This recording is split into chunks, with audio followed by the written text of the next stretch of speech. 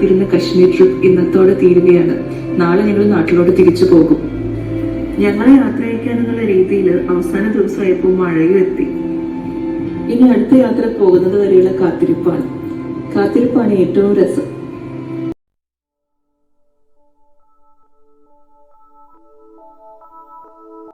ഒരു വർഷത്തെ കാത്തിരിപ്പ് അങ്ങനെ കഴിഞ്ഞു. ഇന്ന് 2025 ഏപ്രിൽ 16 ഞങ്ങളുടെ അടുത്ത ട്രിപ്പിനുള്ള സമയമായി. 2 വർഷമായി മനസ്സിൽ കൊണ്ട് നടക്കുന്ന ഒരു ആഗ്രഹമാണ് വിയറ്റ്നാം ട്രിപ്പ്. അപ്പോൾ ഇനി വരുന്ന വ്ളോഗിൽ കൂടെ അവിടുത്തെ കുറച്ച് വിശേഷങ്ങളൊക്കെ കാണാം. കൊച്ചിയിൽ നിന്നും വിയറ്റ്നാമിലെ ഹോച്ചിമിൻ സിറ്റിയിലോട്ട് ഡയറക്റ്റ് ഫ്ലൈറ്റ് ഉണ്ട്. രാത്രി 11:50 ഫ്ലൈറ്റ്. അവിടുത്തെ സമയം ഒരു 6:30 ആകുമ്പോൾ നമ്മൾ വിയറ്റ്നാമിലെത്തും. 5.5 മണിക്കൂറിൻ്റെ ഒരു ഫ്ലൈയിങ് ടൈമേ വരുന്നുള്ളൂ. ഞങ്ങൾ കുറച്ച് നേരം ഉറങ്ങാനൊക്കെ ശ്രമിച്ചു. പക്ഷെ ആ ഒരു എക്സൈറ്റ്മെൻറ്റ് കൊണ്ട് അങ്ങനെ കാര്യമായിട്ട് ഉറങ്ങാനൊന്നും പറ്റിയില്ല. കുറച്ച് നേരം കഴിഞ്ഞ് കണ്ണ് തുറന്ന് നോക്കിയപ്പോൾ ഇതായിരുന്നു കാഴ്ച. ഹോച്ചിമിനിൽ ലാൻഡ് ചെയ്യാറ എന്ന് പറഞ്ഞിട്ട് ക്യാപ്റ്റൻ്റെ അനൗൺസ്മെൻറ്റ് വന്നിട്ടുണ്ട്. ഇനി നമുക്ക് വിയറ്റ്നാം എത്തിയിട്ട് ബാക്കി വിശേഷങ്ങൾ പറയാം.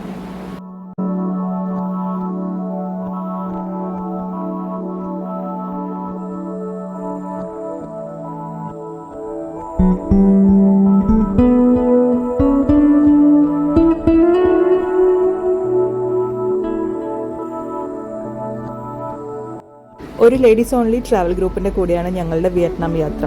കഴിഞ്ഞ വർഷത്തെ കശ്മീർ ട്രിപ്പും അതിന് മുന്നത്തെ വർഷത്തെ ലഡാക്ക് ട്രിപ്പും ഒക്കെ ഞങ്ങൾ let's go for A camp എന്നൊരു ട്രാവൽ കമ്പനിയുടെ കൂടെയാണ് പോയത്.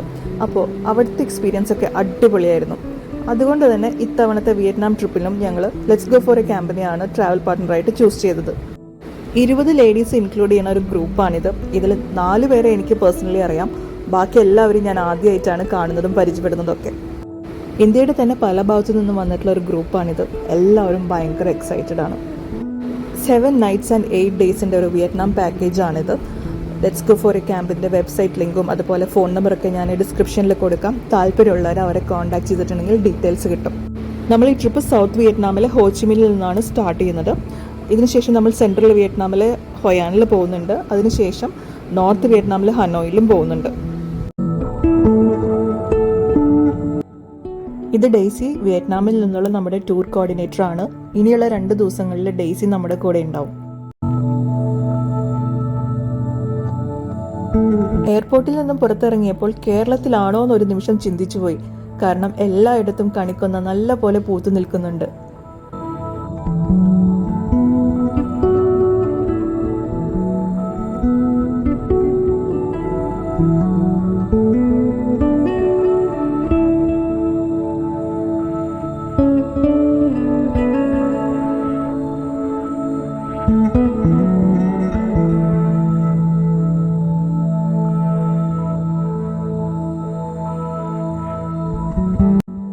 ഡെയ്സി ഇന്നത്തെ ഐറ്റിനറി എക്സ്പ്ലെയിൻ ചെയ്യുകയാണ്. നമ്മൾ നേരിട്ട് ഹോട്ടലിൽ പോയി അവിടെ ലഗേജൊക്കെ വെച്ച് ബ്രേക്ക്ഫാസ്റ്റ് കഴിച്ച് നേരിട്ട് കൂച്ചി ടണൽ കാണാൻ പോവുകയാണ്. ചെക്ക് ഇൻ ടൈം 2 o'clock അപ്പോൾ അത്രയും സമയം നമ്മൾ വെറുതെ വേസ്റ്റ് ചെയ്യണ്ടല്ലോ എന്ന് വിചാരിച്ച് നമ്മൾ ആദ്യം തന്നെ കൂച്ചി ടണൽ കാണാൻ പോകും. ഹോച്ചിമിനിൽ നമ്മൾ ഒരു രാത്രിയാണ് സ്റ്റേ ഉള്ളൂ. അവന്തി ഹോട്ടൽസിലാണ് നമ്മൾ താമസിക്കുന്നത്. ഫേമസ് ആയിട്ടുള്ള ബെൻതാൻ മാർക്കറ്റിൻ്റെ ജസ്റ്റ് ഓപ്പോസിറ്റ് ആണ്. ചെന്നപാടെ റിസപ്ഷനിൽ ലഗേജ് വെച്ച് ഒന്ന് ഫ്രഷായി ബ്രേക്ക്ഫാസ്റ്റൊക്കെ കഴിച്ചു.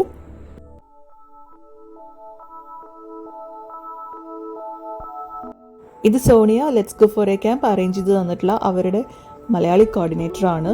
സോണിയനെ നിങ്ങൾ കശ്മീർ വ്ളോഗ്സ് കണ്ടിട്ടുണ്ടെങ്കിൽ അതിൽ കണ്ടിട്ടുണ്ടായിരിക്കും. സോണിയ ആയിരുന്നു നമ്മുടെ കശ്മീർ കോർഡിനേറ്റർ. അപ്പോൾ ഈ പ്രാവശ്യത്തെ വിയറ്റ്നാം ട്രിപ്പിൽ സോണിയ ഉണ്ടെന്ന് അറിഞ്ഞപ്പോൾ ഭയങ്കര സന്തോഷമായിരുന്നു. നമ്മളുടെ ഐറ്റിനറിയിലെ ഫസ്റ്റ് ഡെസ്റ്റിനേഷനായ കൂച്ചി ടണലിലോട്ട് നമ്മൾ പോയിക്കൊണ്ടിരിക്കുകയാണ്. ഹോച്ചിമിൻ സിറ്റിയിൽ നിന്നും കൂച്ചി ടണലിലോട്ട് ഏകദേശം 1 hour ട്രാവൽ ഉണ്ട്. ഇവിടെ നമുക്ക് കൂച്ചി ടണലിൻ്റെ ഒരു ലേ ഔട്ട് എങ്ങനെയാണെന്ന് കാണിക്കുന്നുണ്ട്. നമ്മളെപ്പോഴും ഒരു ഗൈഡിനെ കൂടെ പോകുന്നതായിരിക്കും നല്ലത്. എന്നാലാണ് ഇവിടുത്തെ എല്ലാ ഹിസ്റ്ററിയും കാര്യങ്ങളൊക്കെ നമുക്ക് മനസ്സിലാവുള്ളൂ. ഡെയ്സി നല്ല പോലെ എക്സ്പ്ലെയിൻ ചെയ്ത് തരുന്നുണ്ട്. വിയറ്റ്നാം അമേരിക്കൻ വാർ നടന്നിരുന്ന സമയത്ത് യൂസ് ചെയ്തിരുന്ന ബോംബുകളും ബുള്ളറ്റുകളും AK-47 ഒക്കെ ഇവിടെ ഡിസ്പ്ലേ ചെയ്തിട്ടുണ്ട്. ടിക്കറ്റ് എടുത്ത് കൂച്ചി ടണലും അതിൻ്റെ ഹിസ്റ്ററി എല്ലാം കൂടുതൽ എക്സ്പ്ലോർ ചെയ്യാനായിട്ട് നമ്മൾ മുന്നിലോട്ട് നടക്കുകയാണ്. അമേരിക്ക ഇതുവരെ യുദ്ധത്തിൽ വിജയം കാണാതിരുന്നിട്ടുള്ളത് വിയറ്റ്നാമീസിനോടാണ്. ഗറില്ല യുദ്ധമുറകളിലൂടെയാണ് അമേരിക്കൻ പട്ടാളത്തെ ഇവർ മുട്ടുകുത്തിച്ചത്. അതിന്റെ കഥകളാണ് ഇപ്പോൾ ഡെയ്സി നമുക്ക് എക്സ്പ്ലെയിൻ ചെയ്ത് തരുന്നത്. We just go from Saigon, the center of the city, to this area. And the whole area here, we call it digging. So after they dig the tunnels, they're gonna collect the soil here and then throw it to the Saigon River or to recover the bomb breakers. Well, this is the first level. It's about 2 to 3 meters underground. The first one here, this is the meeting bunker. And here, this is the dining bunker. And they connect directly with the kitchen. And the kitchen here is the special one. This is the kitchen that cook no smoke. When they cook, they're gonna have the bamboo system to keep the smoke inside, and then they would release the smoke in the next day in another places far away from the kitchen to make sure that Americans cannot recognize this is the kitchen. And when we release the smoke, we're gonna release it early in the morning, about 2 to 3 a.m. So if Americans saw the smoke, they thought that this is the fog or the mist, it's not the smoke. And inside the tunnels, we have totally 3 rules. This is the first one, cook no smoke. The second one, speak no sound. We use the password. And the last one, walk with no mark or no footstep. Later I will show you how we speak no sound and walk with no mark. And here this is the resting bunker. Here this is the storage, and it connects directly with the personal fighting bunker. Personal fighting bunker is where one soldier could come up and shot American, then come back underground for safety. And here this is the group fighting bunker, so 4 soldiers can shoot at the same time. Then we come to the second level. The second level is about 6 to 8 meters underground. Here is for the soldier who got injury. They will stay here for safety. And also for the lady who are pregnant. So they're gonna give birth underground. So make sure that the sound the baby didn't come to America. Yeah. Then the last level, about 10 to 12 meters underground. Here is for emergency. In case that the first and the second level was collapsed, we will follow this way to the Saigon River and swim to another places. Yeah. And inside the tunnels, we also have trap, bamboo trap or booby trap waiting for Americans. In case that they could go to our tunnels, it's hard for them to survive. Yeah.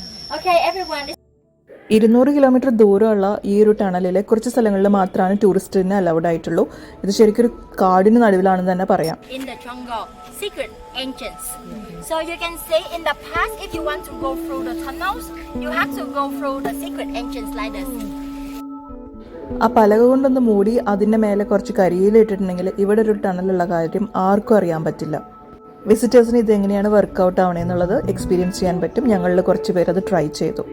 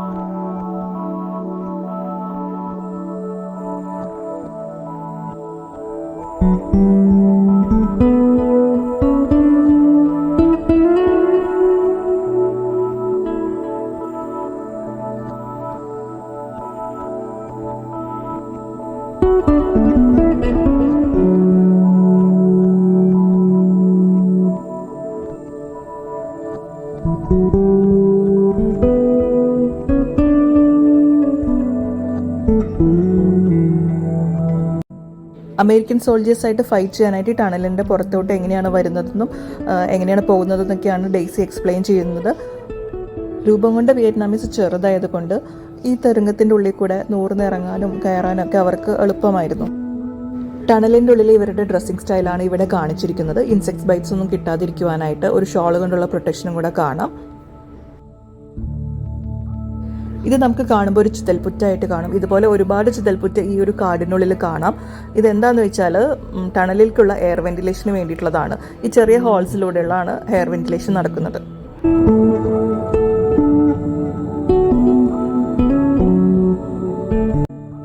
ഈ ഒരു സ്ഥലത്ത് ടണലിൻ്റെ ഉള്ളിൽ എങ്ങനെയാണ് traps set ചെയ്തിരുന്നത്, അതെങ്ങനെയാണ് work ചെയ്യുന്നതെന്നൊക്കെയാണ് കാണിക്കുന്നത്. Vietnam സൈഡിൽ അമേരിക്കൻസിൻ്റെ പോലെ വലിയ വലിയ യുദ്ധ എക്യുപ്മെൻസും കാര്യങ്ങളൊന്നും ഉണ്ടായിരുന്നില്ല. ഈ ഒരു ചെറിയ രീതികളിൽ കൂടെയാണ് അവർ അമേരിക്കൻസായിട്ട് ഫൈറ്റ് ചെയ്തിരുന്നത്. Normally, we're gonna hang it behind our door in our houses like this. And when the Americans come, they're not too polite to knock the door. They kick the door. And when they kick the door, the trap would come out like this. And normally, you're gonna try to stop the trap like this, right? but you just can stop the ഇതൊരു working മോഡലാണ്. ടണൽസിൻ്റെ ഉള്ളിൽ ബോംബ്സും ഷെൽസൊക്കെ ഉണ്ടാക്കുന്നതിൻ്റെ ഒരു example കാണിച്ചേക്കുന്നതാണ്. ഇനി നമ്മൾ ശരിക്കും tunnel experience ചെയ്യാൻ പോവാണ്. 60 meter and 100 meters. So on the way when you go, like the soldier will announce you which level you are in. Like this is 20 meter, this is 40 meter. If you tired, just go out, okay? But when you go out, you cannot go back again. Okay? Remember that. And we're gonna collect everyone because we never know which level they're gonna go out. Yes, I'm coming.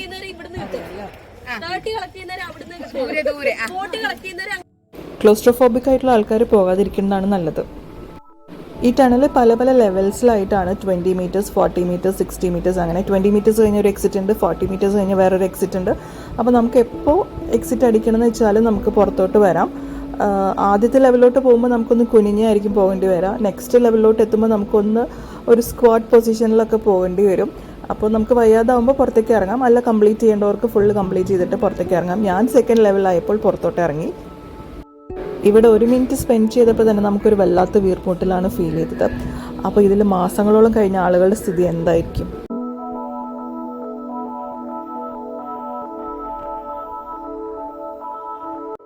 അങ്ങനെ second exit കണ്ടപ്പോൾ ഞാൻ പുറത്തോട്ട് ഇറങ്ങി. ഇത് dining bunker എങ്ങനെയാണെന്നാണ് കാണിക്കുന്നത്. ഇവിടെ ടണലിൽ സോൾജേഴ്സിൻ്റെ main ഭക്ഷണം കപ്പ പുഴുങ്ങിയതും പിന്നെ കപ്പലണ്ടി പൊടിച്ചതായിരുന്നു. അപ്പം നമുക്ക് ഈ ടണലൊക്കെ എക്സ്പീരിയൻസ് ചെയ്ത് വന്നപ്പോൾ അവർ നമുക്കിത് സെർവ് ചെയ്തു.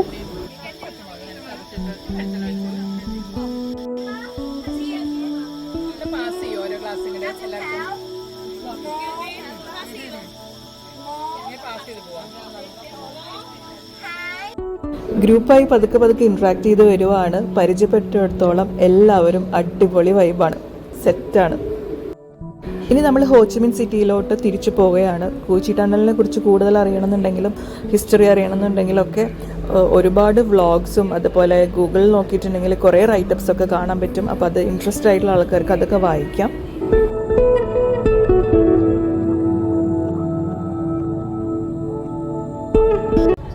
തിരിച്ചു പോകുന്ന സമയമായപ്പോൾ മഴ പെയ്തു തുടങ്ങി. ഇതൊരു ട്രോപ്പിക്കൽ കൺട്രി ആയതുകൊണ്ട് തന്നെ കേരളത്തിലെ ക്ലൈമറ്റായിട്ട് കുറച്ച് സാമ്യമുണ്ട്. ഇടയ്ക്ക് മഴയുണ്ടാകും, അതുപോലെ തന്നെ നല്ല ചൂടാണ് ഇപ്പോൾ ഇവിടെ. ഇന്ത്യയിലെ ഒരു സിറ്റിയിലൂടെ ട്രാവൽ ചെയ്യുന്ന ഒരു ഫീലാണ് വിയറ്റ്നാമിലൂടെ ട്രാവൽ ചെയ്യുമ്പോഴും.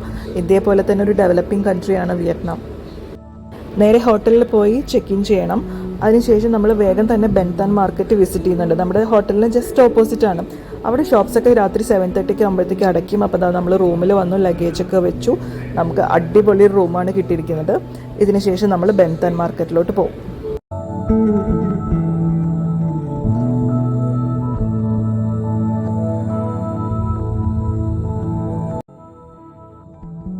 ദാ ഓപ്പോസിറ്റ് കാണുന്നതാണ് ബെൻതാൻ മാർക്കറ്റ്. ഇനി ഷോപ്പിങ്ങിന് മുന്നേ കറൻസി എക്സ്ചേഞ്ച് ചെയ്യണം. $100 കൊടുത്തിട്ടുണ്ടെങ്കിൽ 26 ലക്ഷം വിയറ്റ്നാമി ഡോങ്സ് ആണ് കിട്ടുന്നത്. ഒരാഴ്ചത്തേക്ക് ലക്ഷപ്രഭുക്കളായെന്ന് പറയാം. ബെൻതാൻ മാർക്കറ്റ് ഷോപ്പിങ്ങിന് പറ്റിയൊരു സ്ഥലമാണ്. ഇവിടെ ഒരുപാട് ഐറ്റംസ് അവൈലബിൾ ആണ്. Dresses, shoes, chappals, hats, dry fruits, souvenirs, street foods, അങ്ങനെ ഒരുപാട് ഐറ്റംസ്.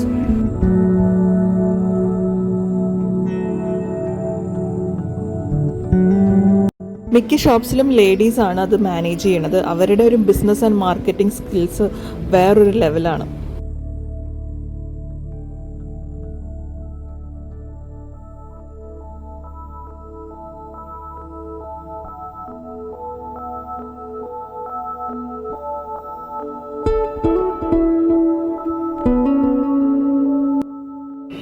നടന്ന് സഡൻ ബ്രേക്ക് ഇട്ട പോലെ ഞങ്ങളൊരു സ്ഥലത്തെത്തിയപ്പോൾ നിന്നു. കാരണം എന്താണെന്ന് വെച്ചാൽ ഇവിടെ നിന്ന് കോഫിയുടെ നല്ലൊരു അരോമ വരുന്നുണ്ടായിരുന്നു. വിയറ്റ്നാമിലെ കോഫി ഭയങ്കര ഫേമസ് ആണ്. പല വെറൈറ്റി കോഫീസ് ഇവരുടെ കയ്യിലുണ്ട്. അപ്പോൾ എന്തായാലും ഇവിടെ നിന്ന് കോഫി പൗഡർ നമുക്ക് വീട്ടിലോട്ട് വാങ്ങിക്കൊണ്ടുവന്ന് വിചാരിച്ചു. ഫ്രഷ് ആയിട്ട് കോഫി ബീൻസ് ഗ്രൈൻഡ് ചെയ്ത് എടുക്കുവാണ്.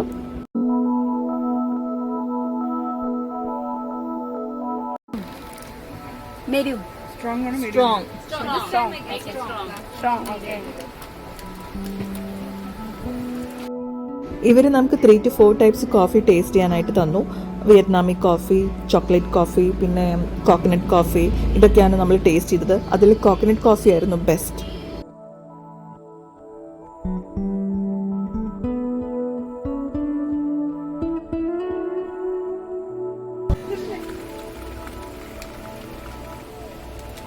drink strong and hot and ice.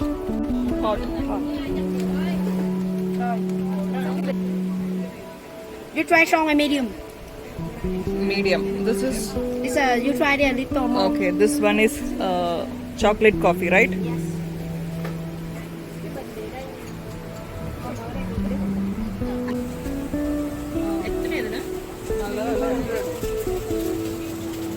Coffee പൗഡറും വാങ്ങി ചുറ്റിത്തിരിഞ്ഞ് നടക്കുമ്പോഴാണ് ഈ ഒരു കാഴ്ച കണ്ടത്. ഇതെന്താണെന്നറിയോ? ആൽക്കഹോളാണ്.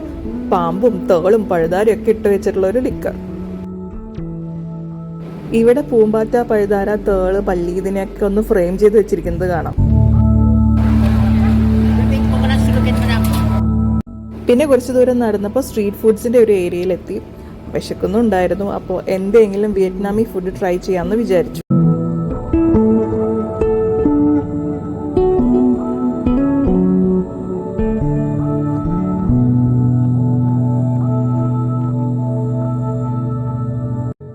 ഇപ്പോൾ നമ്മൾ വിയറ്റ്നാമി സ്പെഷ്യൽ ബാൻമിയാണ് ട്രൈ ചെയ്യുന്നത്. ഇതൊരു സാൻഡ്വിച്ച് പോലെയാണ്. നമുക്കിഷ്ടമുള്ള മീറ്റ്സ് അല്ലെങ്കിൽ പിക്കിൾഡ് വെജിറ്റബിൾ, ഹെർബ്സ്, സോസസ് ഇതൊക്കെ സ്റ്റഫ് ചെയ്തിട്ടുള്ള ഒരു സാൻഡ്വിച്ച് പോലൊരു ഐറ്റം. ആക്ച്വലി നമ്മൾ ഹോട്ടലിൽ ചെക്ക് ഇൻ ചെയ്തപ്പോൾ നമ്മുടെ ടൂർ പാക്കേജിലുള്ള ഐറ്റിനറി തീർന്നായിരുന്നു. ഇതൊക്കെ നമ്മുടെ ഇഷ്ടത്തിനനുസരിച്ചിട്ട് പോകുന്നതാണ്. അപ്പോൾ നമ്മളിപ്പോൾ ഡിസ്കസ് ചെയ്യാണ് നെക്സ്റ്റ് ഇനി എങ്ങോട്ടാണ് പോകേണ്ടതെന്ന്. കാരണം ഹോച്ചിമിനിൽ നമ്മൾ ആകെ ഒരു ദിവസമുള്ളൂ. അപ്പോൾ മാക്സിമം എക്സ്പ്ലോർ ചെയ്യാമെന്ന് വിചാരിച്ചു. നമ്മൾ ഓർഡർ ചെയ്ത ബാൻമി എത്തി. നമ്മൾ വെറൈറ്റി ആയിട്ടുള്ള ബാൻമീസ് ആണ് ഓർഡർ ചെയ്തത്. ഒരാൾ ചിക്കൻ ബാൻമി, ഒരാൾ ബീഫ്, ഒരാൾ പോർക്ക്, ഒരാൾ വെജിറ്റബിൾ. അപ്പോൾ എങ്ങനെയുണ്ടെന്ന് നോക്കട്ടെ.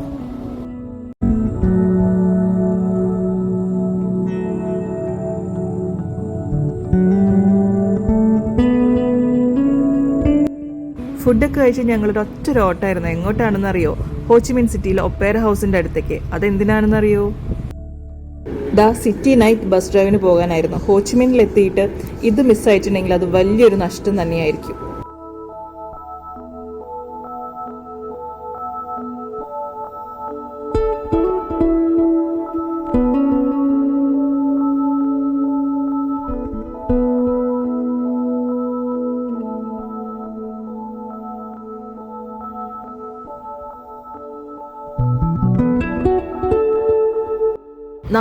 മിനിറ്റിൻ്റെ ഒരു ബസ് റൈഡാണ്. 150 വിയറ്റ്നാമി ഡോങ് ആണ് വന്നത്. അതായത് ഇന്ത്യൻ മണിയിലോട്ട് കൺവേർട്ട് ചെയ്യുമ്പോൾ 500 രൂപ.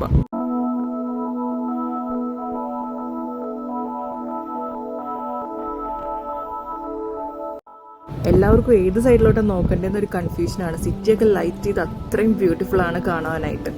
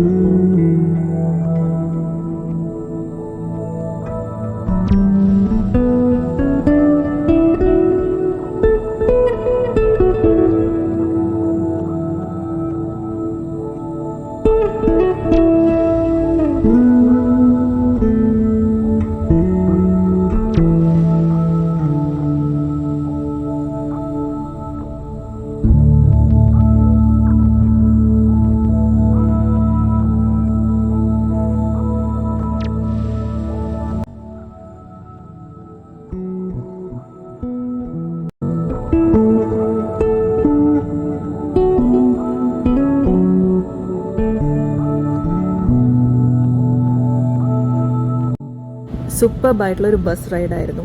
നെക്സ്റ്റ് നമ്മൾ റൂമിൽ പോയി ഒന്ന് ഫ്രഷായി നെക്സ്റ്റ് ഒരു സ്ഥലം എക്സ്പ്ലോർ ചെയ്യാനും പോവുകയാണ്.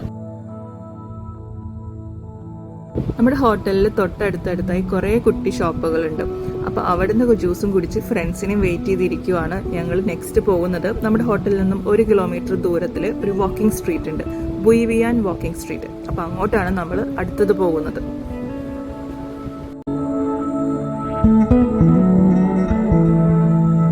പത്ത് മണിക്ക് ശേഷമാണ് ഞങ്ങൾ ഹോട്ടലിൽ നിന്ന് ഇറങ്ങിയത്. ഇവിടെ സ്ട്രീറ്റ്സ് ഒക്കെ ലൈവ്ലി ആയിട്ട് വരുന്നേ ഉള്ളൂ.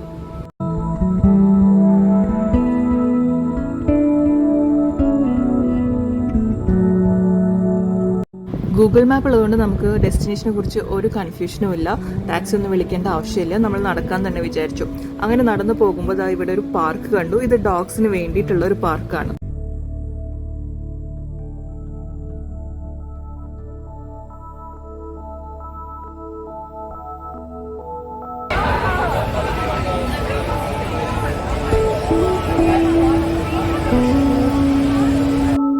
ഇനി വാക്കിംഗ് സ്ട്രീറ്റിലെ കാഴ്ചകളൊക്കെ ഒന്ന് കാണാം.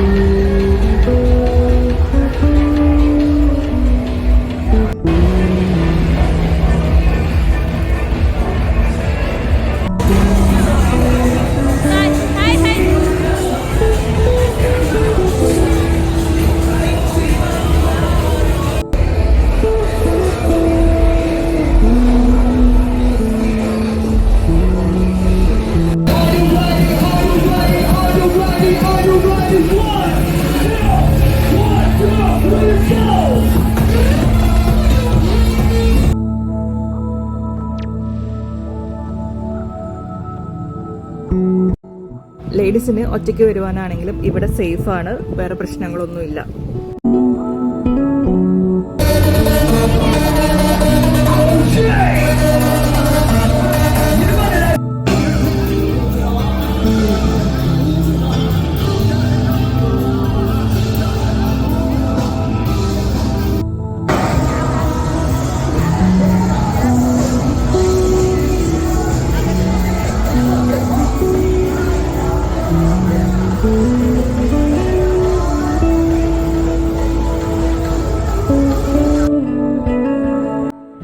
അങ്ങനെ വാക്കിംഗ് സ്ട്രീറ്റും കണ്ട് ഫുഡും കഴിച്ച് നമ്മൾ ഹോട്ടലിലോട്ട് തിരിച്ചു നടക്കുവാണ്.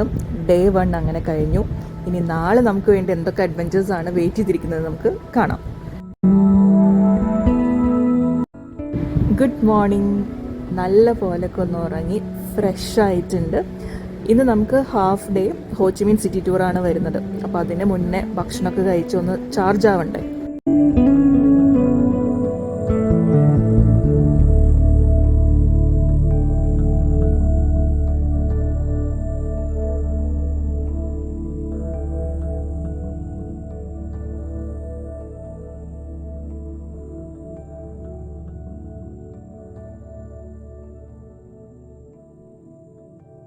നമ്മളിന്ന് ആദ്യം വിസിറ്റ് ചെയ്യാൻ പോകുന്നത് ഒരു മ്യൂസിയമാണ്. വിയറ്റ്നാം വാർ റിലേറ്റഡ് ആയിട്ടുള്ള ഇൻഫർമേഷൻസ് ഒക്കെ നമുക്ക് അവിടെ നിന്ന് കിട്ടും.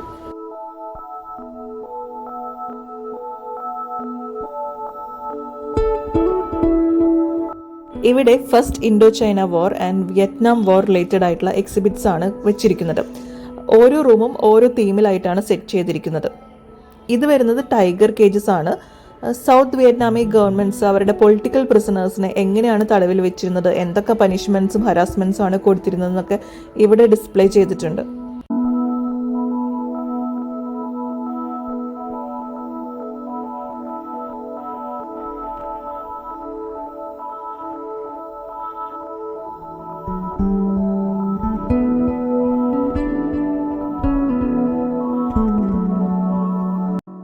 ഇതാണ് ടൈഗർ കേജസ്. പിന്നെ മ്യൂസിയത്തിൻ്റെ അകത്ത് ഒരു ഹാളിൽ ഓറഞ്ച് ഏജന്റിനെ കുറിച്ചിട്ടാണ് എക്സ്പ്ലെയിൻ ചെയ്തിരിക്കുന്നത്. വിയറ്റ്നാം വാറിൻ്റെ സമയത്ത് അമേരിക്കൻസ് യൂസ് ചെയ്ത ഒരു കെമിക്കൽ വെപ്പൺ എന്ന് കൂടെ പറയാം ഈ ഓറഞ്ച് ഏജന്റിനെ. ഇവിടുത്തെ കാടുകളും അതുപോലെ കൃഷിസ്ഥലങ്ങളൊക്കെ നശിപ്പിക്കുവാനായിട്ട് വിമാനമാർഗം വന്ന് ഒരു പെസ്റ്റിസൈഡ് പോലെയുള്ള ഒരു കെമിക്കൽ ഇവിടെ തെളിക്കുകയുണ്ടായി. അത് ഇവിടുത്തെ കൃഷിസ്ഥലങ്ങളെയും കാടുകളെയും മാത്രമല്ല നശിപ്പിച്ചത്, ഇവിടെയുള്ള മനുഷ്യന്മാരെ വളരെയധികം ഡാമേജ് ചെയ്തു. ജെനറ്റിക്കലി ആണെങ്കിലും ഫിസിക്കലി ആണെങ്കിലും ഇതിൻ്റെ ഏതൊരു ആഫ്റ്റർ എഫക്ട്സ് തലമുറകളോളം അവർക്ക് അനുഭവിക്കേണ്ടി വന്നു. അങ്ങനെയുള്ള ആളുകളുടെ ഫോട്ടോഗ്രാഫ്സും പിന്നെ അതിനെക്കുറിച്ച് കൂടുതൽ വായിച്ചപ്പോഴൊക്കെ ശരിക്കും വിഷമായി. ഈ കാണുന്നത് ഇവരുടെ ഇൻഡിപെൻഡൻസ് ഡേയുടെ ഒരു റിഹേഴ്സലാണ്. 10 ദിവസത്തിനുള്ളിൽ ഇവിടെ ഇൻഡിപെൻഡൻസ് ഡേ സെലിബ്രേഷൻ നടക്കാൻ പോവുക. അപ്പോൾ അതിൻ്റെ റിഹേഴ്സൽസ് ആണ് ഇപ്പോൾ നടക്കുന്നത്.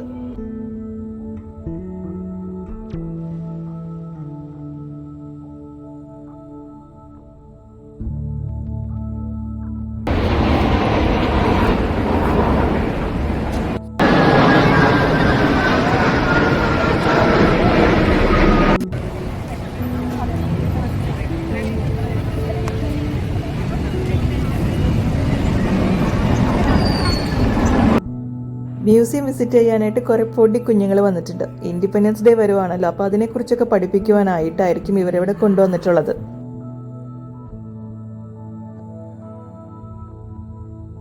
നെക്സ്റ്റ് നമ്മൾ വന്നിരിക്കുന്നത് റീയൂണിഫിക്കേഷൻ പാലസ് അല്ലെങ്കിൽ ഇൻഡിപെൻഡൻസ് പാലസിലോട്ടാണ്. ഫ്രഞ്ചുകാരാണ് ഈ പാലസ് ആദ്യം പണിതത്. അവരുടെ ഗവർണർ ജനറൽസിൻ്റെ ഒക്കെ ഒരു ഓഫീസ് സ്പേസ് ആയിരുന്നു ഇത്. നാഷണൽ റീയൂണിഫിക്കേഷന്റെ ഭാഗമായിട്ട് വിയറ്റ്നാമീസ് ലിബറേഷൻ ആർമി ഈ പാലസ് പിടിച്ചെടുത്തു. അതിനുശേഷം വിയറ്റ്നാമിലെ ഹൈ റാങ്കിങ് ഒഫീഷ്യൽസിന്റെ വർക്കിംഗ് പ്ലേസും റെസിഡൻസും ഒക്കെ ആയിരുന്നു ഇത്.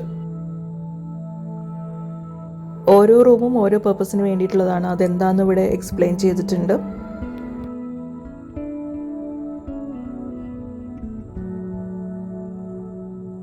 ഇത് ബങ്കറിലോട്ടുള്ള വഴിയാണ്. വിയറ്റ്നാം വാറിൻ്റെ സമയത്ത് പ്രസിഡന്റിന് സേഫായിട്ട് ഇരിക്കുവാനും പിന്നെ അതുപോലെ മിലിറ്ററി ഓപ്പറേഷൻസ് ഒക്കെ കോർഡിനേറ്റ് ചെയ്യാനായിട്ടുള്ളൊരു സ്ഥലമായിരുന്നു. ഹിസ്റ്ററിയിൽ കൂടുതൽ താല്പര്യമുള്ള ആളുകൾക്ക് ഇതൊക്കെ വായിച്ച് കണ്ട് മനസ്സിലാക്കി മുന്നോട്ട് നടക്കാം.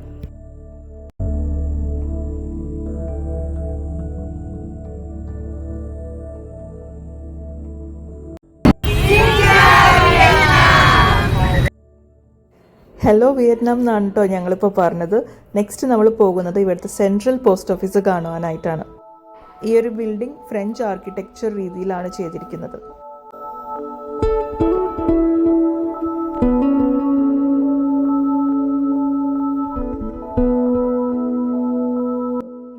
ഭയങ്കര വലിയൊരു ഹാളാണ്.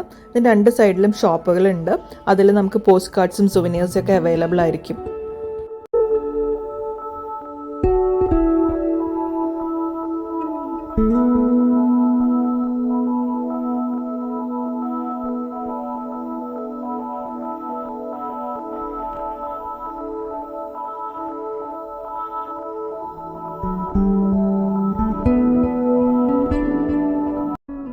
ഞങ്ങളിലെ കുറച്ച് പേര് ഇവിടെ നിന്ന് നാട്ടിലോട്ട് പോസ്റ്റ് കാർഡ് അയക്കുന്നുണ്ട്.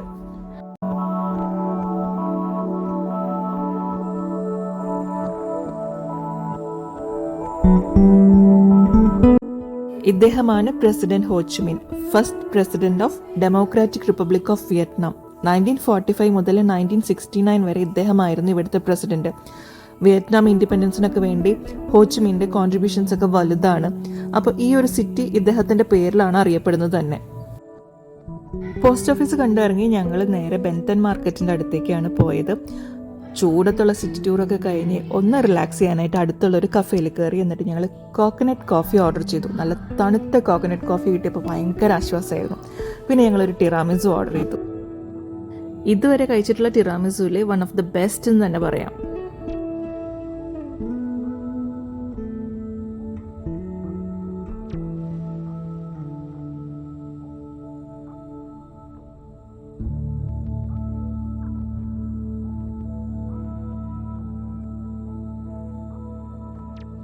അപ്പോൾ നമ്മൾ ഹോച്ചിമിൻ സിറ്റിയോട് ബൈ പറയുകയാണ്, കൂടെ ഡെയ്സിയോടും കൂടിയിട്ട്.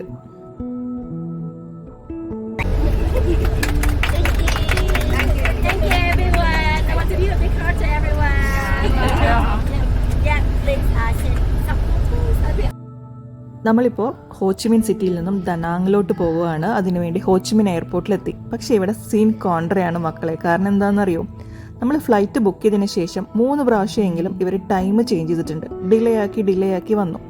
അതും കൂടാഞ്ഞിട്ട് ഫ്ലൈറ്റ് ചേഞ്ച് ആയിട്ടുണ്ട്. ഞങ്ങൾ 20 പേരും ഒറ്റൊരു ഫ്ലൈറ്റാണ് ബുക്ക് ചെയ്തത്. പക്ഷേ റീഷെഡ്യൂൾ ഇത് വന്നപ്പോൾ 3 ഫ്ലൈറ്റിലോട്ടാണ് ഞങ്ങളുടെ ജേർണി വന്നിരിക്കുന്നത്. അതും ഏകദേശം ഒരു 6 അവേഴ്സിൻ്റെ ഡിലേ. അങ്ങനെ പല ഫ്ലൈറ്റുകളായിട്ട് ഞങ്ങൾ 20 പേരും ദനാങ് എയർപോർട്ടിൽ ലാൻഡ് ചെയ്തു. ഇനി നമ്മൾ ഇവിടുന്ന് ഹൊയാനിലോട്ട് പോവുകയാണ്. പോകുന്ന വഴി ഇവിടെ ഒരു ഡ്രാഗൺ ബ്രിഡ്ജ് ഉണ്ട്, അപ്പോൾ അതൊന്ന് കാണണം. ശരിക്കും വീക്കെൻഡ്സിലാണെങ്കിൽ അവിടെ ഒരു ഷോ ഒക്കെ നടക്കും. പക്ഷേ താങ്ക്സ് ടു വിയറ്റ്ജെറ്റ് നമ്മുടെ എല്ലാ പ്ലാനുകളും അവരെ പൊളിച്ചടക്കി. കാരണം ആ ഷോ ഒക്കെ തീരേണ്ട സമയം കഴിഞ്ഞു. ഫ്ലൈറ്റ് ഡിലേ ആയതുകൊണ്ട് നമുക്കത് കാണാൻ പറ്റില്ല, ഷോ കാണാൻ പറ്റില്ല. ഡ്രാഗൺ ബ്രിഡ്ജ് കാണാം. അപ്പോൾ നമ്മൾ ഡ്രാഗൺ ബ്രിഡ്ജിൻ്റെ അടുത്തേക്ക് ഇപ്പോൾ പോവുകയാണ്. നമ്മളിപ്പോൾ ഡ്രാഗൺ ബ്രിഡ്ജ് കാണുവാനായിട്ട് പോവുകയാണ്. ശരിക്കും നമ്മൾ ഡ്രാഗൺ ബ്രിഡ്ജിൻ്റെ മുകളിൽ കൂടിയാണ് വന്നത്. പക്ഷെ അതൊരു ഡ്രാഗണിൻ്റെ പോലെ കാണണമെങ്കിൽ കുറച്ച് ദൂരെ നിന്ന് നോക്കണ്ടേ. അപ്പോൾ നമ്മൾ അങ്ങോട്ട് പോയിക്കൊണ്ടിരിക്കുകയാണ്. പിന്നെ അത് ബ്രിഡ്ജിൻ്റെ കളറ് എപ്പോഴും ചേഞ്ച് ചെയ്തുകൊണ്ടിരിക്കും. പല കളേഴ്സിലായിട്ട് നമുക്ക് കാണാം. യെല്ലോ, ബ്ലൂ, റെഡ് അങ്ങനെ കളേഴ്സിൽ അതും ചേഞ്ച് ചെയ്തുകൊണ്ടിരിക്കും. ഹാൻ എന്ന് പറയുന്ന ഒരു റിവറാണ് ഈ കാണുന്നത്. ഈ ഡ്രാഗൺ ബ്രിഡ്ജ് വേൾഡിലെ തന്നെ ലാർജസ്റ്റ് സ്റ്റീൽ ബിൽറ്റ് ഡ്രാഗൺ ബ്രിഡ്ജാണ്. സാറ്റർഡേയും സൺഡേയും രാത്രി 9 മണിക്ക് ഇവിടെ ഒരു ഷോ ഉണ്ടാവും. ആ ഷോയുടെ സമയത്ത് ഡ്രാഗണിൻ്റെ വായിൽ നിന്ന് തീയും വെള്ളമൊക്കെ പുറത്തേക്ക് വരും. We just missed it.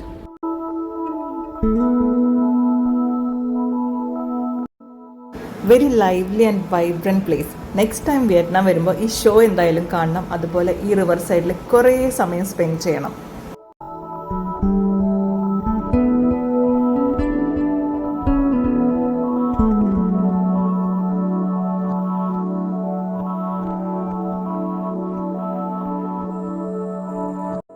പിന്നെ ഒരു കാര്യം പറയാം, ഇതൊരു ട്രാവൽ ഗൈഡോ ഇൻഫോർമേറ്റീവ് വീഡിയോ ഒന്നുമല്ല. പക്ഷേ ഞങ്ങളുടെ ഈ 8 ദിവസത്തെ ചെറിയ ചെറിയ കാര്യങ്ങൾ ഡോക്യുമെൻ്റ് ചെയ്ത് വെച്ചിട്ട് ഭാവിയിൽ കുറേ നാളുകൾക്ക് ശേഷം കാണുമ്പോൾ ഒരു രസമല്ലേ. അപ്പോൾ അതിന് വേണ്ടിയിട്ടാണ് മെയിനായിട്ട് വീഡിയോസൊക്കെ എടുക്കുന്നത്.